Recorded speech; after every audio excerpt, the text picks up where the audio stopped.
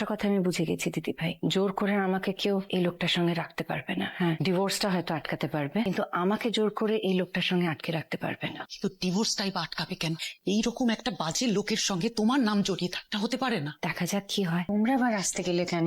আমরা আসবো না তো কে আসবে রে? আমরা তো তোর সব থেকে কাছের লোক। কি বলছিস রে তুই বুড়ি? আচ্ছা দাদা ভাই, তুই অফিস টফিস কামাই করে চলে এলি, কদিন বাদেই তো তোর মেয়ের বিয়ে, বাড়িতেও তো থাকতে পারতিস। শোন বুড়ি, আমার কাছে সবচেয়ে বড় প্রায়োরিটি হচ্ছে আমার বোনকে অসম্মানের হাত থেকে বাঁচানো, বুঝতে পেরেছিস? আর শোন, আমার মেয়ের বিয়েটা না আমি নিজে ঠিক করিনি, সুতরাং এই বিয়েতে আমি খুব বেশি ইনভলভ হতেও চাই না। দাদা তোমরা কিছু বসো, আমি কথা বলছি। কাকামণি, এতদিন পর তুমি বিদেশ থেকে এলে, অথচ দেখো একটুও শান্তি পেলে না। যাতে শান্তিটা পাকাপাকি ভাবে থাকে সেই লড়াইটাই তো করছি।